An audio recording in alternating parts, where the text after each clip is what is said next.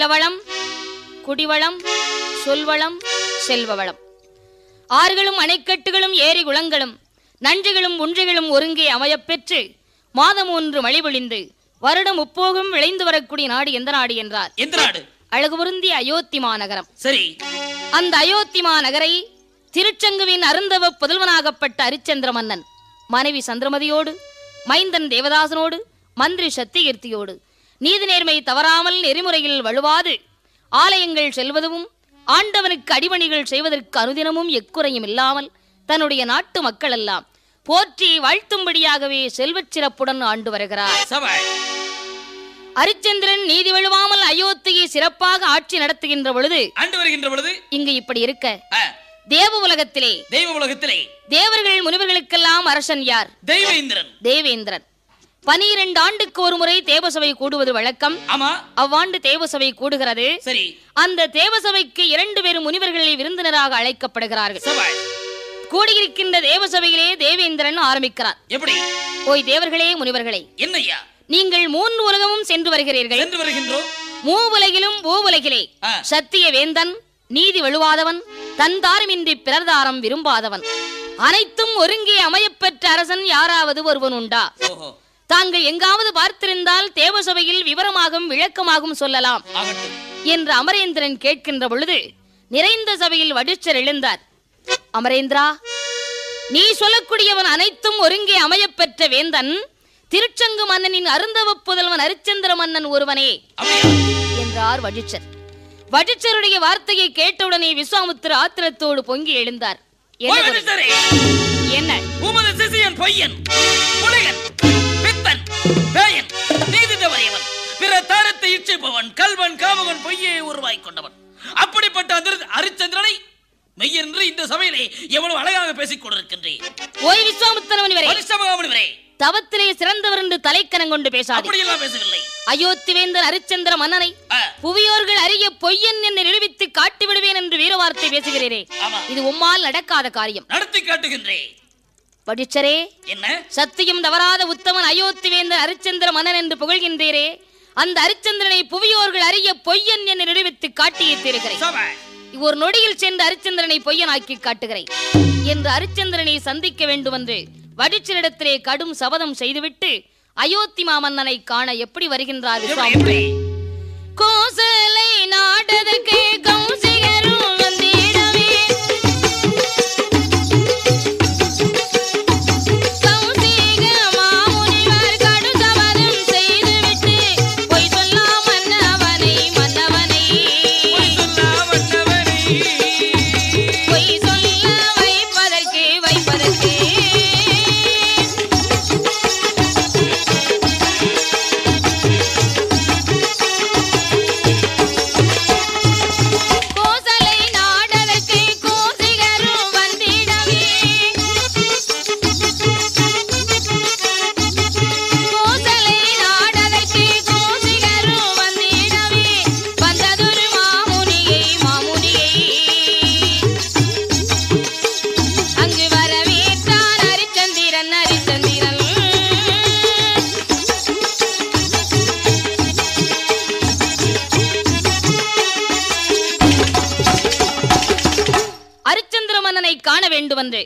மன்னன் அரண்மனையிலே மன்னன் வீற்றிருக்கின்ற சிம்மாதனத்தின் அருகிலே வெகு விரைவாக வருகிறார் விஸ்வாமுத்திரர். சரி, மகரிஷியின் வருகையை கண்ட அரிச்சந்திரன் வரவேற்கிறார். ஆமா, வரவேண்டும் வரவேண்டும் மகரிஷியே, வருகிறேன். வந்தனை பல செய்தே.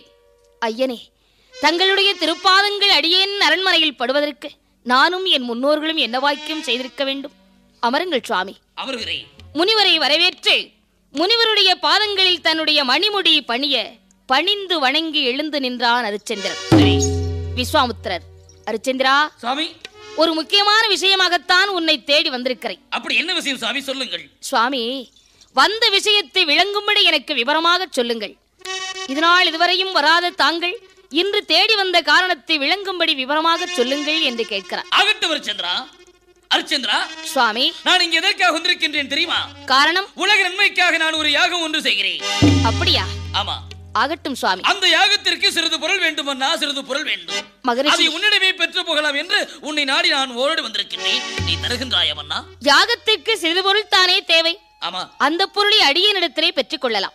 ஆகட்டு வரச்சந்திரா. அமைச்சரே, அரசே, சத்தியகீர்த்தி, என்ன அதோ இருக்கப்பட்ட களஞ்சியத்தில் இருக்கின்ற பொன்பணத்தை எடுத்து வந்து முனிவர் முன்பு குவியுங்கள். இதோ இப்பொழுது அள்ளிக்கொண்டு வருகின்றேன் மன்னா, அள்ளிக்கொண்டு வருகின்றேன். அவருக்கு எவ்வளவு திரவியம் வேண்டுமோ அவ்வளவு திரவியங்கள் எடுத்துச் செல்லட்டும். ஆகட்டு வரசே. மந்திரி புறப்பட்டார். எழுந்தார் விஸ்வாமித்திரர். ஹரிச்சந்திரா, சுவாமி, சற்று பொறுபொரு. நீ தருகிறேன் என்று வாக்களித்து விட்டாய் அல்லவா? ஆம் சுவாமி. எப்படியானாலும் என்றைக்கு இருந்தாலும் எனக்கு கொடுக்க வேண்டிய பணத்தை நிச்சயம் கொடுப்பாய். நிச்சயமாக தருவேன். ஆனால் ஒன்றை, என்ன? இப்போது உன்னிடத்திலே வந்து நான் யாகத்திற்காக கேட்ட பணம் எனக்கு இப்போ கொஞ்சம் தேவையில்லையப்பா. அப்படியானால் உங்களுக்கு இப்போ வேண்டும்? நான் சென்று யாகத்திற்கு வேண்டிய ஏற்பாடுகள் செய்துவிட்டு வந்து சரி, உன்னிடத்திலே வேண்டுமென்ற பொருளை பெற்றுக் கொள்கிறேன். ஆகட்டும் சுவாமி. உங்களுக்கென்று எனது களஞ்சியத்திலே உத்திராட்ச முத்திரையிட்டு பத்திரமாக வைத்திருப்பேன். வேண்டும் என்றுடனே நீங்களே வந்து எடுத்து செல்லுங்கள் சுவாமி. அரிச்சந்திரிடத்திலே விடைபெற்ற விஸ்வாமித்திர மகாமுனிவன் அடர்ந்தவன கானகத்திலே வந்து தன்னுடைய தவத்தின் மகிமையினாலே அநேக விதமான மிருகங்களை பிறவி செய்கிறார். மிருகங்களை பிறவி செய்து அயோத்தி மக்கள் வைத்திருந்த பயிர் விளைகளை அழித்து வரும்படி அனுப்பி வைக்கிறார். இங்கே குடிபடைகள் எல்லாம் மிருகங்கள் அழித்து அநியாயம் செய்வதைக் கண்டு மாமன்னனிடத்திற்கு எப்படி அழுது முறையிட்டு வருகிறார். அபயம் அபயம் அரசே,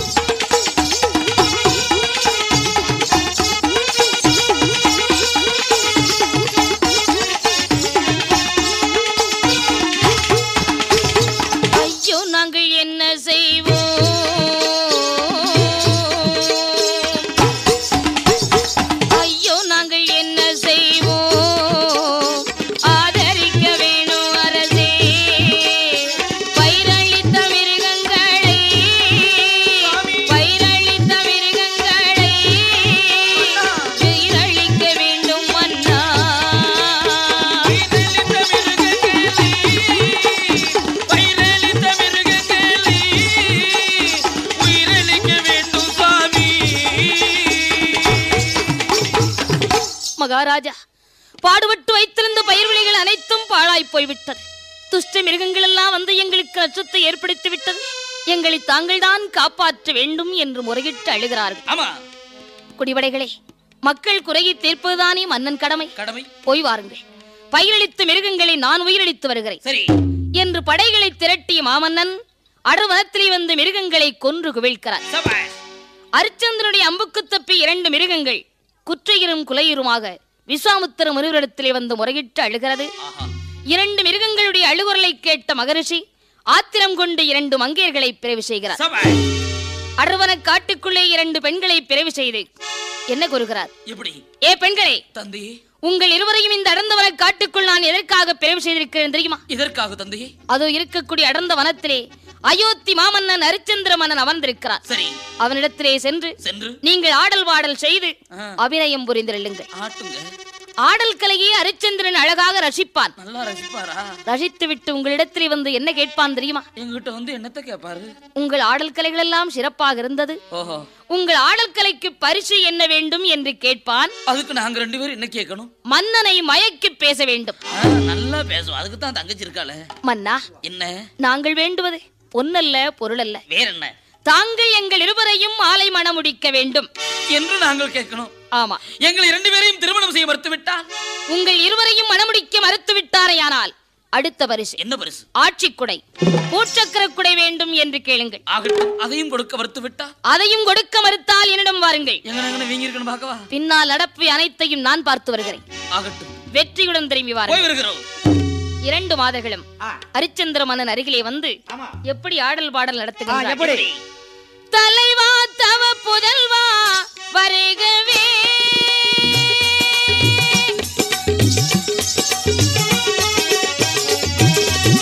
தலைவா தவ புதல்வா வருகவே, உந்தன் தாமரை தாழ்வ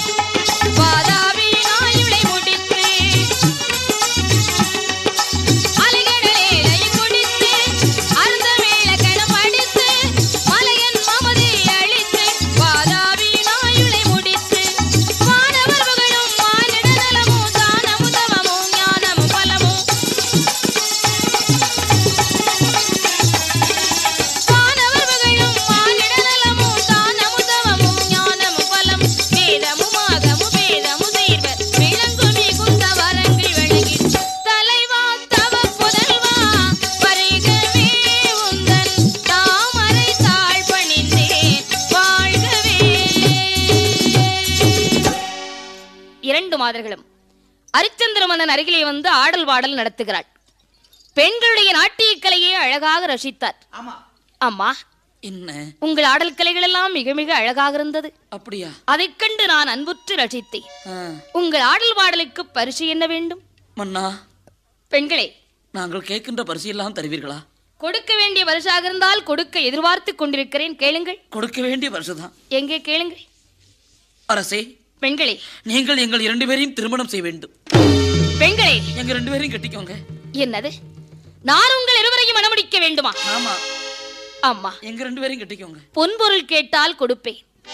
அதையெல்லாம் கேட்காமல் தாங்கள் எங்கள் இருவரையும் மணமுடிக்க வேண்டும் என்று கேட்கிறீர்களே. ஆமா, நான் ஏற்கனவே மணமுடித்தவன். மணமுடித்தா என்ன? பெட்டிக்காரெல்லாம் எத்தனை நேரம் கட்டுறாரு? இப்போ உள்ளவர்கள் ஒன்றிற்கு பலதாரம் கட்டுவார்கள். நானோ தன் தாரமின்றி பிறர் தாரம் விரும்பாதவன். அப்படியா? என்னுடைய மனைவி தவிர மற்ற மாதர்களை என்னுடைய தாயாகவும் தங்கையாகவும் நினைக்கக்கூடியவன். மற்ற மாதவன் அப்படி நினைச்சுக்கோங்க. எங்களை கட்டிக்கோங்களே. அம்மா, இது என்னால் கொடுக்கத்தகாத பரிசு. வேற ஏதாவது வேண்டுமானால் கேளுங்கள். அப்படியானால் எங்கள் 2 பேரையுமே திருமணம் செய்ய மாட்டீர்களா? இது நடக்காது. அப்படியானால் இன்னும் ஒரே ஒரு பரிசு இருக்கிறது, அதையாவது கொடுப்பீர்களா? எங்கே? ஆட்சி கொடை. பூச்சக்கர கொடை கொடுத்தால் நாங்கள் போய்விடுவோம். போய்விடுவோம். அதாவது கொடுங்க, பிடிச்சுக்கிட்டே அலைகிறோம். பெண்களே, முதல் பரிசு எங்களை மணமுடிக்க வேண்டும் என்று கேட்டீர்கள். ஆமா. அடுத்த பரிசு ஆட்சிக்குடை வேண்டும் என்று கேட்கிறீர்கள். கொடையை கொடுங்க. அம்மா, இந்த ஆட்சிக்குடை எனக்கு கூட சொந்தமற்றதம்மா. இன்னும் எத்தனையோ ராஜாக்கள் ஆட்சிக்குடையின் கீழ் இருந்து அரசு புரிவதற்கு வர இருக்கிறார்கள். அதுவும் என்னால் கொடுக்கத்தகாத பரிசு. மங்கையர்கள் பரிசு கேட்பதை மந்திரி பக்கத்திலே உட்கார்ந்து பார்த்து கொண்டே இருந்தார். அருகே வந்தார். ஏ பெண்களே, பெண் வடிவில் வந்த பிசாசுகளை, எங்கள் வேந்தனிடத்தில் என்ன கேட்க வேண்டும் என்ன கேட்க கூடாது என்று தெரியாத பெண் பேய்களே, மரியாதையாக போக போகிறீர்களா? இல்லையானால் நடப்ப வேறு. 2 மாதர்களையும் அடித்து துரத்துகிறார். அடிபட்ட 2 மங்கையர்களும் அழுது புலம்பி விஸ்வாமுத்திர முனிவரிடத்திற்கு வருகிறார். மங்கையர்கள் வருகையை கண்ட விஸ்வாமுத்திரர் வரவேற்கிறார். பெண்களே, வாருங்கள் வாருங்கள். வாங்கி வந்தீர்களா? வசமா வாங்கியிருக்கமே. அரிச்சந்திரன் பரிசை கொடுத்தானா? கணமா கொடுத்திருக்கார். நினைத்தேன். எப்படி உங்களை பார்த்த உடனே வாங்கி இருப்பான். உங்கள் நாட்டியத்தை நன்றாக ரசித்திருப்பான். நீங்கள் கேட்ட பரிசை அரிச்சந்திரன் கொடுத்திருப்பான் என்று நினைத்தேன்.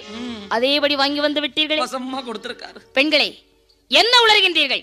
நான் சொல்லி அனுப்பி வைத்த பரிசை கேட்டீர்களா இல்லையா? கேட்டோம் தந்தையே, கேட்டோம். முதல் பரிசு என்ன கேட்டீர்கள்? எங்கள் 2 பேரையும் திருமணம் செய்ய வேண்டும் என்று கேட்டோம். அதற்கு அந்த அயோத்தி மன்னன் என்ன சொன்னான்? திருமணம் செய்ய மறுத்து விட்டார்.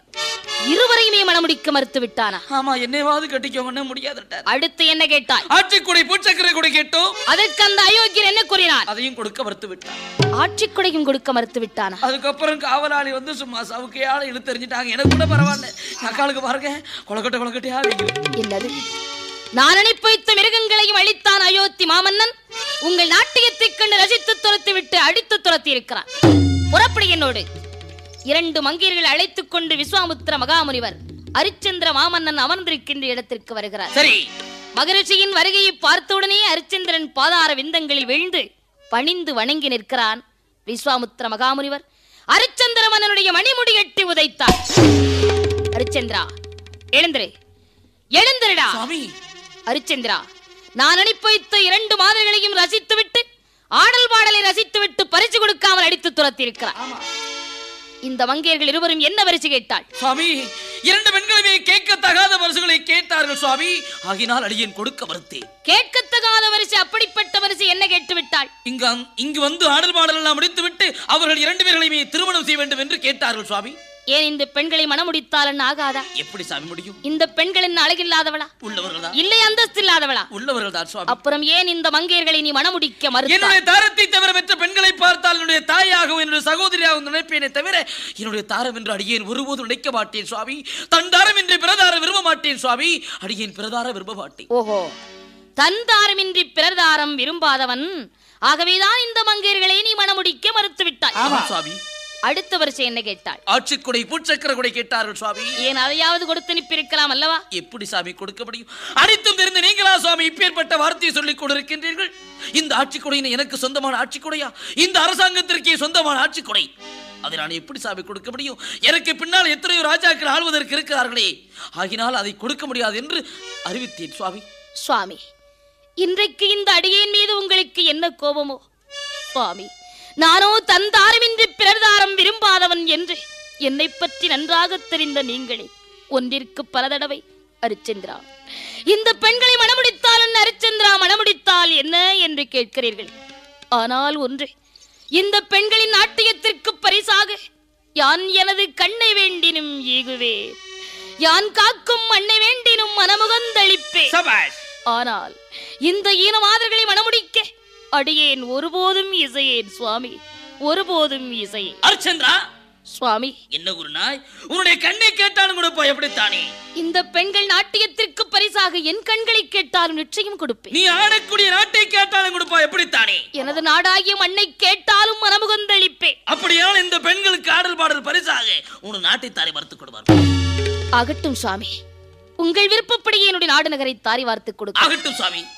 அரிச்சந்திர மன்னன் தன்னுடைய நாடு நகரை எப்படி தாரி வார்க்கிறார்? எப்படி தாரை வார்த்தேன் சுவாமி, தாரை வார்த்தேன் சுவாமி, ஒரு தடையும் இல்லை அடியாள் வருவேன், தாரை வார்த்தேன் சுவாமி.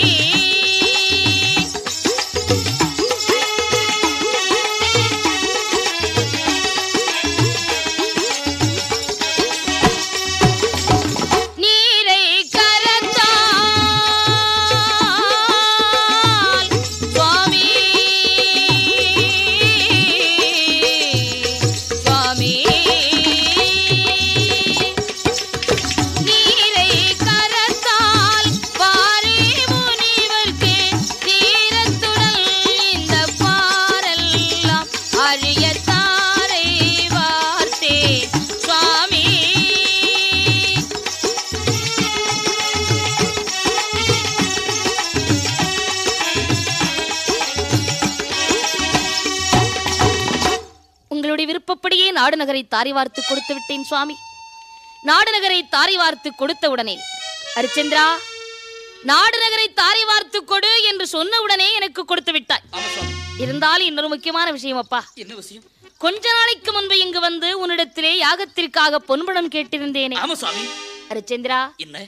அன்றைக்கு நான் உன்னிடத்தில் கேட்ட பணம் எனக்கு இப்போ கொஞ்சம் தேவையப்பா. உங்களுக்கு என்று எனது களஞ்சியத்தில் உத்தராட்சம் முத்திரையிட்டு பத்திரமாக வைத்திருக்கிறேன். எடுத்து செல்லுங்கள் சுவாமி, எடுத்து செல்லுங்கள். அரிச்சந்திரா, சுவாமி, என்னது? அதோ இருக்கப்பட்ட களஞ்சியத்தை பத்திரமாக வைத்திருக்கிறேன், எடுத்து செல்லுங்கிறாயா? ஆமா சுவாமி. நல்லா இருக்கப்பா உன் வேலை. உன்னுடைய நாடு நகரை தாரை வார்க்கும் போது இந்த களஞ்சியத்திற்கக்கூடிய பொன்பணம் தவிர எனக்கு எழுதி கொடுத்திருக்கிறாயா? இல்லை சுவாமி. இல்லை, நாடு நகர் முழுவதும் மொத்தமாக சேர்த்துத்தான் எனக்கு தாரை வார்த்தாய். ஆகவே இந்த நாட்டில் ஓடக்கூடிய சிற்றெரும்பு கூட எனக்குத்தான் சொந்தம், ஈ எறும்பு கூட எனக்குத்தான் அடிமை. எனக்கு நீ வேறு பொன்பணம் தான் சம்பாதித்து கொடுக்க வேண்டும். ஆகட்டும் சுவாமி. அப்படியானால் எனக்கு தவணை கொடுத்தால் தவணைக்குள்ளாக உங்களுக்கு கொடுக்க வேண்டிய பொன்பணத்தை நிச்சயமாக தருகிறேன் சுவாமி, நிச்சயமாக தருகிறேன். ஆகட்டும் அப்பா, உன் விருப்பப்படியே 48 நாள் தவணை தருகிறேன். சரி. இந்த 48 நாள் தவணை வரைக்கும் உன்னுடைய பின்னாலே என்னால் அலைந்து எனக்கு கொடுக்க வேண்டிய பணத்தை வாங்க முடியாது. அப்படின்னா என்னுடைய பின்னால் யார் சுவாமி வருவது? நீ ஊரை விட்டு கடந்து சரையு நதி கரையில் இருக்கிறேன். நான் ஒரு அந்தணரை அனுப்பி வைக்கிறேன். சரி.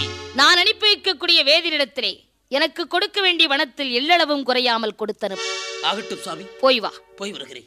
அரிச்சந்திர மன்னன், அருமை மனைவி சந்திரமதி, ஆருயிர் செல்வன் தேவதாசன், அருமை அமற்ற சத்தியகீர்த்தி நால்வரும் முனிவரிடத்திலே விடைபெற்று நாடு விட்டு புறப்பட்டு எப்படி வருகிறார்கள்?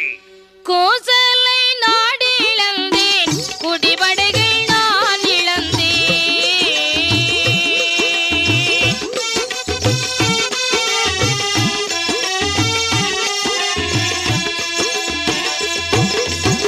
கோசலை நாடு இழந்தேன், குடிபடைகள் நான் இழந்தேன். கோசிகரின் கடனால் நொந்தேன், கடனால் நொந்தேன். கொடுமைக்கு நான் என்ன செய்வேன், என்ன செய்வேன்?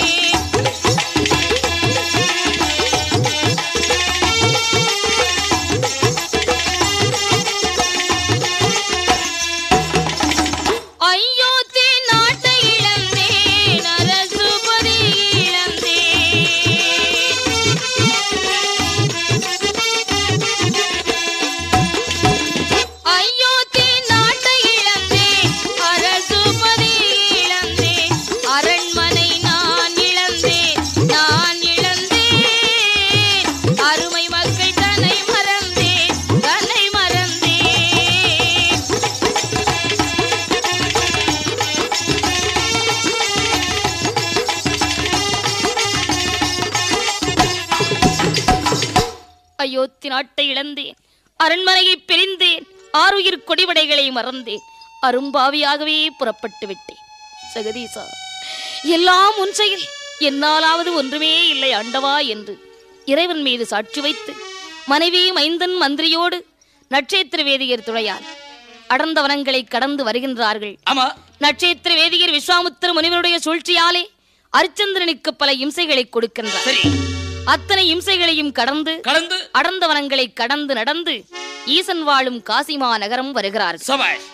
காசிமா நகரம் வந்தவுடனே அரிச்சந்திர மன்னன் காசியில் உள்ள வளங்களையும் வான்புகளையும் பார்த்து விஸ்வநாதரையும் விசாலாட்சியும் மண்டியிட்டு வணங்கி நிற்கிறார். நடராஜனின் தரிசனமே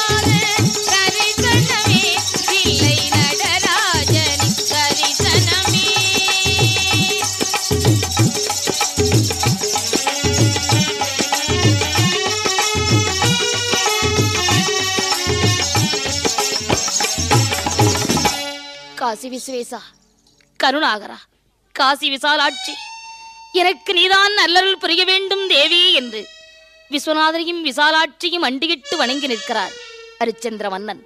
நட்சத்திர வேதியரோ, அரிச்சந்திரா, காசி எம்பதி வந்தவுடனே எனக்கு பணத்தை தருவதாக சொன்னாயே, காசி மாநகரம் வந்தவுடனே காசியில் உள்ள வளங்களையும் வான்புகளையும் பார்த்து விஸ்வநாதரையும் விசாலாட்சியும் மண்டியிட்டு வணங்கிக் கொண்டிருந்தார். எனக்கு பணத்தை எப்போதப்பா கொடுக்கப் போகிறாய்? எழுந்திரு சுவாமி, இன்று உங்களுக்கு எப்படியும் பணத்தை கொடுத்து விடுகிறேன் சுவாமி. தனக்கு ஒரு வழியும் தோன்றாமல் தன் மனைவி சந்திரமதி ஆளிடத்திற்கு வந்த மாமன்னன், பெண்ணே, மருதையன் மகளே, மாசற்ற மணியே, தேசுற்ற என் செல்வமே, நட்சத்திர வேதியரோ முனிவருக்கு கொடுக்க வேண்டிய பொன்னை கொடு என்று என்னை இம்சைப்படுத்துகிறான். முனிவருக்கு கொடுக்க வேண்டிய கடனை எந்த விதத்தில் எப்படி கொடுப்பதென்றே எனக்கு ஒன்றும் விளங்கவில்லை அம்மா. உனக்கு ஏதாவது வழி தெரிந்தால் சொல்வாய் கண்ணே. வேதனையுற்று வாடி நின்றார். கணவனுடைய மனக்கவலையை கண்ட மங்கை, மன்னா, அயோத்தியின் அதிபதியே சந்திரமதி, உங்கள் கையில் பணமில்லை என்ற கவலையே உங்களுக்கு வேண்டாம் சுவாமி. அப்படியா கண்ணே? இந்த ஈசன் வாழும் காசி மாநகர் வீதியிலே என்னை யாருக்காவது விலைக்கு விற்று முனிவருக்கு கொடுக்க வேண்டிய கடனை அடைத்து விடுங்கள் சந்திரமதி. இல்லையானால் உங்களை சத்தையும் தவறிய மன்னன் என்று சொல்லுவார்கள், சொன்ன சொல் தவறிய மன்னன் என்று சொல்லுவார்கள். அந்த வார்த்தைக்கிடம் கொடுக்கவே கூடாது சுவாமி. வேண்டாம் பெண்ணே, வேண்டாம். இந்த காசி மாநகரிலே உன்னை கைப்படுத்த நான் விலை கூற வேண்டுமா பெண்ணே? உன்னை நான் விலை கூற வேண்டுமா சுவாமி? பெண்ணே, யாருக்காவது விலைக்கு விற்று முனிவருக்கு கொடுக்க வேண்டிய கடனை நட்சத்திர வேதியிடத்திலே கொடுத்து அனுப்புங்கள். மருதையன் பெற்றெடுத்த மாணிக்கமே, மாசற்ற மணியே, என்னை விற்று விடுங்கள் மன்னா என்று எவ்வளவு எளிதாக சொல்லிவிட்டாய் கண்ணே. ஈசன் வாழும் காசி மாநகர் வீதியிலே உன்னை விலைக்கு விற்பதற்காக இந்த உற்றபாவி நாடு விட்டு நான் அழைத்து வந்தேன் கண்ணே. ஈசன் வாழும் காசி என்பது வீதியில் உன்னை விலை கூற வேண்டும் என்ற ஒரு நிலையை இறைவன் எந்த கொடியவனுக்கு வகுப்பான் என்று நான் கனவிலும் நினைக்கவில்லை அம்மா, கனவிலும் நினைக்கவில்லை. எப்படி விலை கூறுவேன் நான்? எப்படி விலை கூறுவேன்? அயோத்திலிருந்து கண்ணோசிக்கு வருகின்ற வழியில் காளி தேவி எல்லாம் காட்சி கொடுத்து அனுப்பி வைத்தாளே, அதையெல்லாம் மறந்து இந்த காசி என்பது வீதியில் நான் எப்படி விலை கூறுவேன்? சுவாமி, வேதனை வேண்டாம். ஆகட்டும் பெண்ணே. சற்றேனும் நெஞ்சமஞ்சாமல் சீக்கிரம் விலை கூறுங்கள். சரியம்மா, இந்த காசி மாநகரிலே உன்னை கைப்படுத்து நானே விலை கூறுகின்றேன் பெண்ணே, நானே விலை கூறுகின்றேன். மனைவி கையில் பிடித்த மாமன்னன் காசி மாநகர் வீதியில் எப்படி விலை கூறுகிறார்? எப்படி? உலகம் அறியாத புதுமை, இந்த உலகம் அறியாத புதுமை, என் உடல் பொருளாவியை கடனுக்கு விற்பது உலகம் அறியாத புதுமை, இந்த உலகம் அறியாத புதுமை.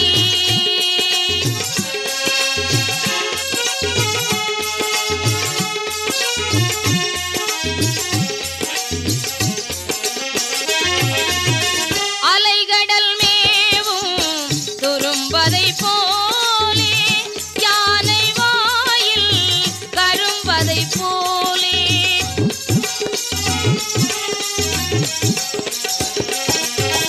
அலைகடல் மேவும் துரும்பதை போலே, யானை வாயில் கரும்பதை போலே, நிலையும் இழந்தேனே விலையும் புகன்றேனே உலகம் அறியாத புதுமை, இந்த உலகம் அறியாத புதுமை.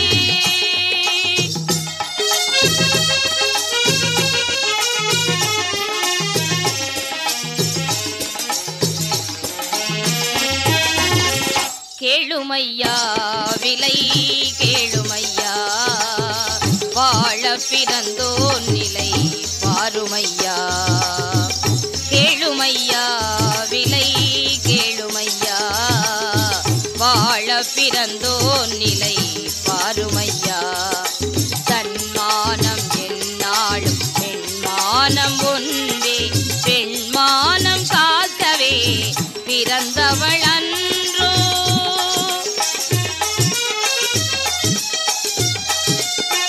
அரசனு ஆண்டியும் விதியின் முன்னாலே, அமைதியை இழப்பார் ஊழ்வினையாலே.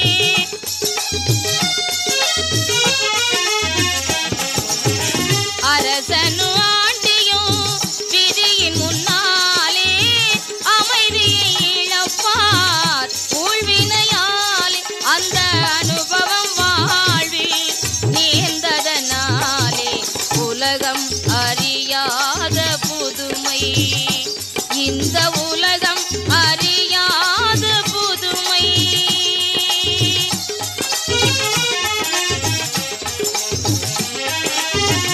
கேளுமையா கேளுமையா, விலை கேளுமையா. ஹரிச்சந்திர மன்னன் காசி என்பது வீதியிலே மனைவியை கையில் பிடித்து விலையோ விலை என்று விலை கூறி வருகிறார். தெருக்களாகவே விலை கூறி வருகின்றார். ஆமா, அங்கே காலகண்ட வேதியர் விலை கூறும் சத்தத்தை காதிலே கேட்டார். ஏண்டாப்பா, நோக்கு எந்த ஊர்? அயோத்தி மாநகரம். உன்னுடைய மனைவியை கையிலே பிடிச்சுண்டு காசி என்பது வீதி வீதியாக விலை கூறி வருகிறாயே. ஆமையா, உன் மனைவியை விலைக்கு விற்கக்கூடிய அளவிற்கு உனக்கு அவ்வளவு கஷ்டம் என்ன வந்து விட்டது? முனிவருக்கு கொடுக்க வேண்டிய கடனுக்காக, வாக்கால் பட்ட கடனுக்காக என்னுடைய மனைவியை நான் விலை கூறி வருகின்றேன் ஐயா, விலை கூறி வருகின்றேன். முனிவருக்கு கொடுக்க வேண்டிய கடனுக்காக மனைவியை விலை கூறி வருகிறாய்? ஆமையா. கோட்டி புள்ள, உன்ன மாதிரி பைத்தியக்காரன் இந்த உலகத்தில் இதுவரை நான் பார்த்ததே இல்லையப்பா. அதானே, முனிவன் தானே ஆமா, பணத்தை கொடுக்க முடியாது என்று சொல்லிட்டா போயிட போறான். அப்படி எல்லாம் சொல்ல மாட்டேன் சுவாமி. கொடுக்க வேண்டிய பணத்தை நான் கொடுப்பேனே தவிர இல்லை என்று மட்டும் அடியேன் ஒருபோதும் சொல்ல மாட்டேன். என்னுடைய மனைவி வேண்டுமென்றால் நீங்கள் வாங்கி செல்லுங்கள் சுவாமி, இல்லை என்றால் போய்விடுங்கள். சரியப்பா, உன் மனைவியினுடைய விலைதான் என்ன? வட்டமுள்ள பாறை மீது மதுகிரி என்று சொல்லக்கூடிய யானையை நிறுத்தி அதன் மீது ஆங்காரம் உள்ள வீரன் இருக்க செய்து அவனுடைய கையிலே வெள்ளி கவன் பிடித்து வெள்ளி கவனிலே மாணிக்க கல் வைத்து சுழற்சி எறிந்தால் எவ்வுயிரம் போய் வந்து கேள்வியிலிருந்து மேலமோ அவ்வுயிரம் திரும்பி கொடுப்பதாக சொல்லுங்கள். அடே அப்பா, இவ்வளவு பணத்துக்கு எங்கடா போறது? சரியப்பா, உன் விருப்பப்படியே உன் பொம்மநாட்டிக்கு விலை நான் கொடுக்கிறேன். உன் மனைவி எனக்கு விலை முறிச்சீட்டு எழுதி கொடு. இதோ இப்பொழுது எழுதி கொடுக்கின்றேன். மனைவியை விற்று விலை முறிச்சீட்டு எழுதி கொடுத்தார் ஹரிச்சந்திரன். பெற்றுக்கொண்டார் காலகண்டையர். சந்திரமதியாள் தன் கணவனின் கால்களில் விழுந்து எப்படி வேதனையுற்று கதறி அழுகிறாள். எப்படி? சுவாமி, இதனால் இதுவரையிலும் என்னை மாலையிட்டு மணமுடித்த நாள் முதலாக என்னை பிரிந்து எங்குமே போயிறியாத தாங்கள் என்னையும் என் மைந்தனையும் வேதியின் வீட்டில் தரித்து தவித்து புலம்ப விட்டுவிட்டு தாங்கள் எங்களை பிரிந்து வாழும் நிலை வந்து விட்டதே சுவாமி. இந்த காசி என்பது வேதியில் எங்களை பிரிந்து வாழும் நிலை வந்து விட்டதே என்று கணவனுடைய கால்களில் விழுந்து எப்படி கதறி அழுகிறாள். மாணிக்க கோபுரமாம் என் சுவாமி மரகத கோபுரமா கோபுரமா மாணிக்க கோபுரமா என் சுவாமி மரகத கோபுரமா என் சுவாமி மரகத கோபுரமா மண்புவி மீது என்னை போல் பாவி மண்புவி மீது என்னை போல் பாவி எங்குமே தேடினாலும் காணலாகுமா மாணிக்க கோபுரமா என் சுவாமி மரகத கோபுரமா என் சுவாமி மரகத கோபுரமா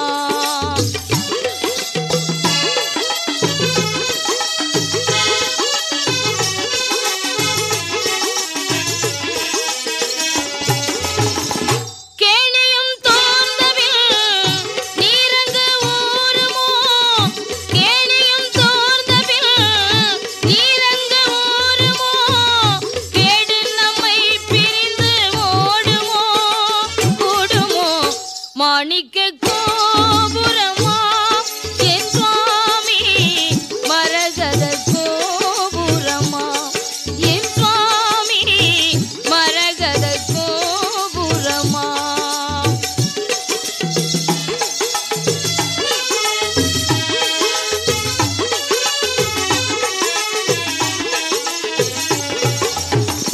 ஆறுயிரும் ஓருயிரே என் அன்பு களஞ்சியமே பார்வுகளும் வேந்தே என் பாசமலர் கோமானே இந்த நாசகாலி நான் வந்து நேரமோ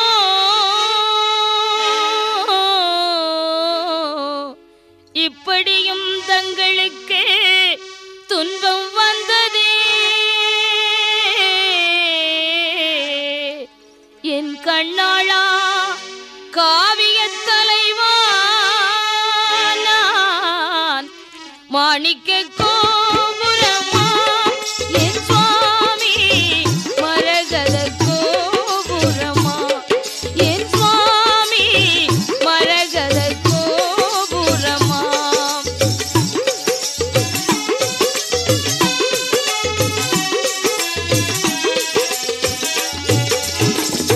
கண்ணம்மாபுரியில் அன்று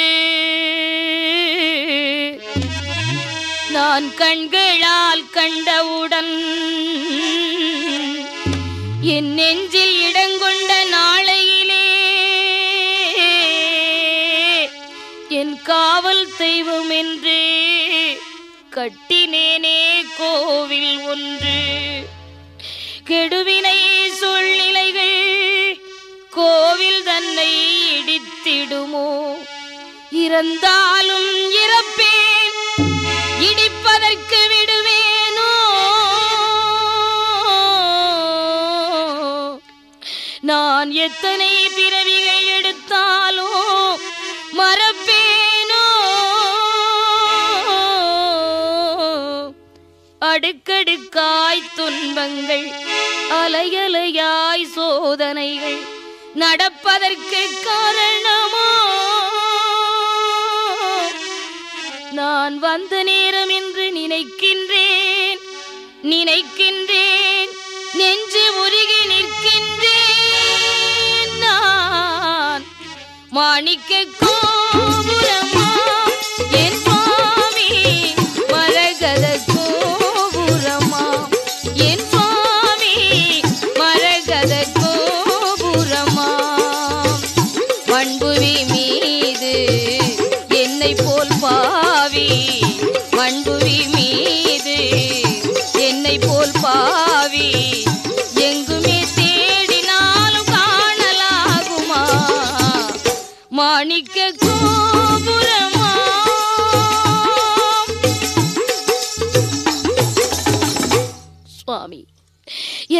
இழந்து வாழும் நிலை உங்களுக்கு வரும் என்று நான் நினைக்கவில்லையே சுவாமி, நினைக்கவில்லை சுவாமி என்று கதறி எழுதாள் காலகண்டையர்.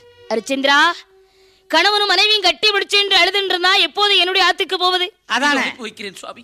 அழைத்துச் செல்லுங்கள் சுவாமி, அழைத்துச் செல்லுங்கள். பெண்ணே, வேதியனுடைய வீட்டில் எத்தனை வருட காலத்திற்கு அடிமை வேலை பார்த்தாலும் வேதியருக்கு நல்லபடியாக நடக்க வேண்டும். போய் வாம்மா. போய் வருகிறேன். மனைவியையும் மைந்தரையும் காலகண்ட வேதியரோடு அனுப்பி வைக்கிறார் அரிச்சந்திரன். அழைத்துச் சென்றார் காலகண்டையர். ஆமா. சந்திரமதியும் தேவதாசையும் காலகண்டையர் அழைத்துச் சென்றவுடனே சரி, அங்கே நட்சத்திர வேதியர், அரிச்சந்திரா, உனக்காக நான் பட்ட பாடு கொஞ்சமா நஞ்சமா? எனக்கு தரகு பணம் வேண்டும். தரகு பணம் வேண்டுமா? ஆமா அரிச்சந்திரா. தரகு பணம் எவ்வளவு சுவாமி? எவ்வளவு என்று கேட்டால் அளவுக்கு மீறி ஆசைப்பட்டு அநேகமான பணம் கேட்பேனா? அங்கே நட்சத்திரையருக்கு தரகு பணம் 10,000 பொன்னுக்காக வீரவாகுக்கு அரிச்சந்திரனை அமைச்சர் விலை கூறுகிறார். வீரவாக அரிச்சந்திரனை விலைக்கு வாங்கி மயான காவலுக்கு அனுப்புகிறார். அரிச்சந்திர மன்னன் மயான காவல் புரியும் போது நீதி வழுவாமல் வருகின்ற பிணங்களுக்கு கால்பணம், உளத்துண்டு, வாய்க்கரிசி 3ஐயும் வாங்கி மன்னன் மயான காவல் புரிகிறார். சரி, இங்கு சந்திரமதியாள் காலகண்டையர் வீட்டிலே அடிமை வேலை பார்க்கிறாள். வேதியருடைய வீட்டில் திதிர்க்காக தற்பேசைக்கு தேவதாசனை வசலாத்து செல்வங்களோடு அனுப்பி வைக்கிறார். சரி, விஸ்வாமுத்திர முனிவருடைய சூழ்ச்சியாலே லோகிதாசன் அரவம் தீண்டி அடவனத்தில் இறக்கிறார். லோகிதாசன் அரவம் தீண்டிய செய்தியைக் கண்டு கதறி துடித்து புலம்பி அழுகின்றார். அம்மா, ஆளரவமே இல்லாத அடர்ந்தவர கானகத்தில் என்னை அரவம் தீண்டி விட்டது. அம்மா, அரவம் தீண்டி விட்டது. தங்கள் முகத்தை பார்க்க வேண்டும் எனக்கு ஆவலாக இருக்கிறது. தந்தையின் முகத்தை காண வேண்டும் என்று எனக்கு ஆசை மீறுகின்றது. இருவர் முகத்திலும் விழிக்காமல் என் உயிர் அப்பாம்பிருக்கிறையாகிவிடும் போல் இருக்கிறது.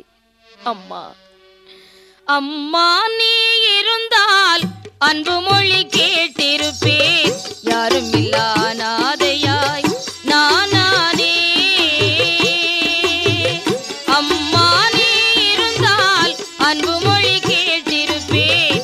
யாரும் இல்லா நாதையாய் நானே.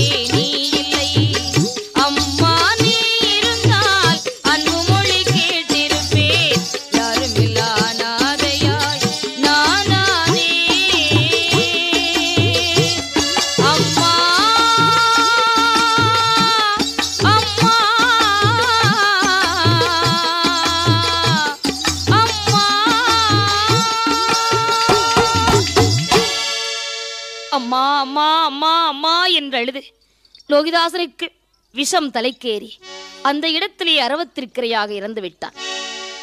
லோகிதாசன் சர்ப்பம் தீண்டி இறந்தவுடன் வேதிய செல்வங்கள் எல்லாம் சந்திரமதிக்கு சொல்ல வேண்டும் என்று வருகிறார்கள். இங்கு சந்திரமாது காட்டுக்கு போன தன் கண்மணியை காணாமல் வழிமேல் வெளிவைத்து எதிர்பார்த்து கொண்டிருக்கிறாள். சரி, காட்டிற்கே போன எந்தல்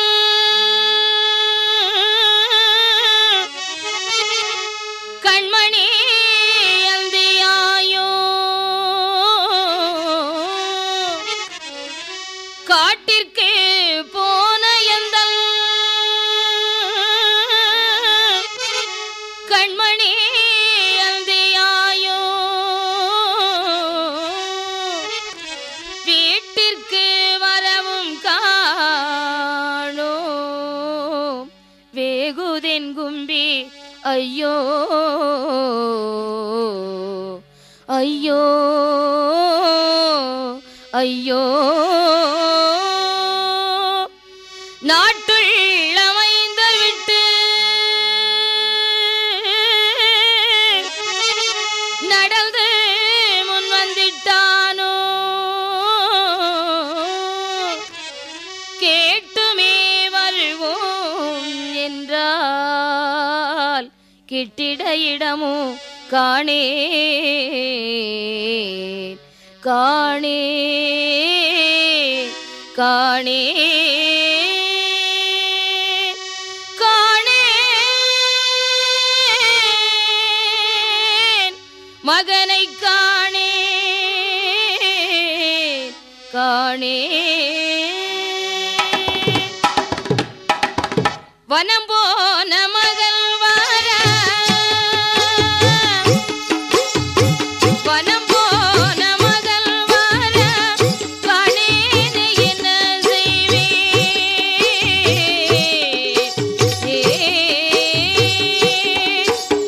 கணமேனும் பிரியாத கணமேனும் பிரியாத கண்மணி லோகிதாசன் இன்னும் வராத காரணம் அன்னை சாலாட்டி என்ன நேருமோ அறியேன் அறியேன் அறியேன் அறியேன் அறியேன் அறியேன்.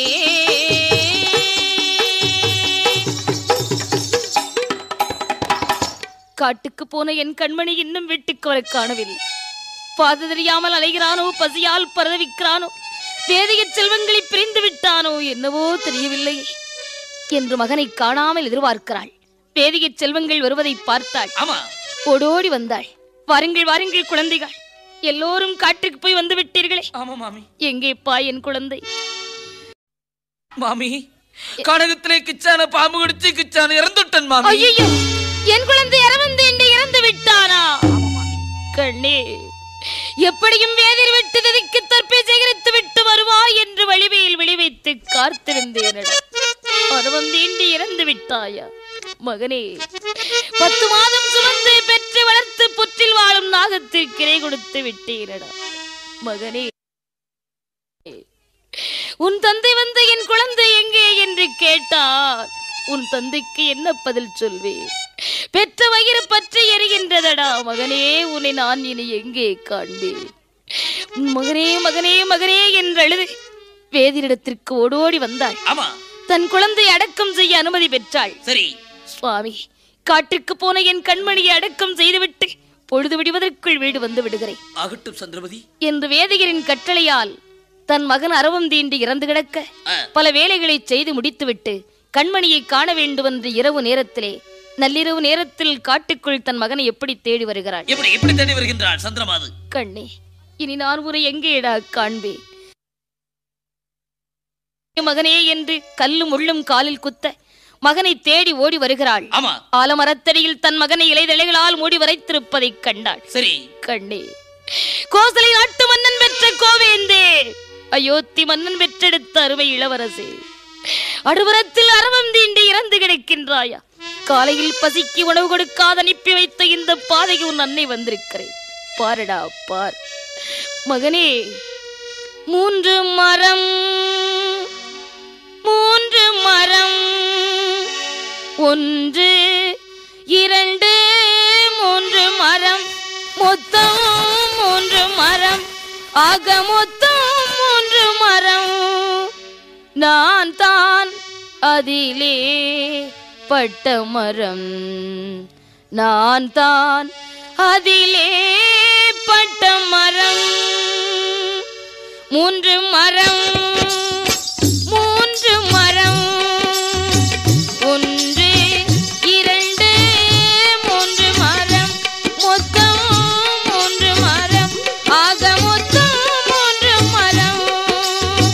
நான் தான் அதிலே பட்ட மரம், நான் தான் அதிலே பட்ட மரம்.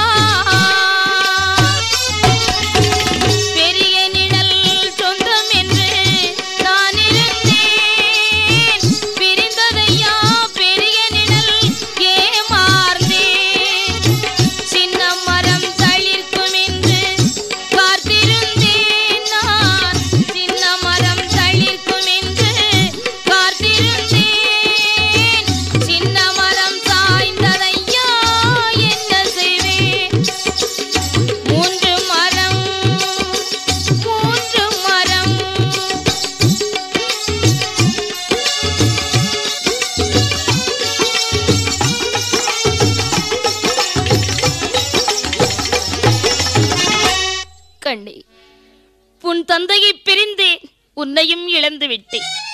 ஒன்றை பிரிந்தேன், மற்றும் ஒன்றுக்காக உயிர் வாழ்ந்தேன். அந்த ஒன்றையும் இழந்து விட்டேனடா மகனே. பால் ஒட்டி சீராட்டி வளர்த்து உன்னை பாம்பிற்கு இறை கொடுத்து விட்டேனடா மகனே. மகனே மகனே என்று மகனை மடி மீது வைத்து அழுதவள் விடுவதற்குள் வீடு போக வேண்டும் என்று மகனை தூக்கி மயானம் வந்தாள். பல பிணங்களை எரித்து மீதமுள்ள கட்டைகளை அடுக்கி மகனுக்கு சிதையாக வைத்து மகன் சிதையை சுற்றி வந்து மகனுக்கு கொள்ளிட வேண்டும் என்று இருக்கும் போது அங்கே அரிச்சந்திரன் மயான காவல் புரியும் போது அமைச்சர் வருகிறார். மந்திரியும் மன்னனும் பேசிக் கொண்டிருக்கிறார்கள். சந்திரமதியாள் தன் மகனை சுற்றி வந்து மகனின் சிதைக்கு தீமூட்ட வேண்டும் என்று எப்படி புலம்புகிறாள். என் மகனே கண்மணியே என்று உன்னை காண்பேண்டா,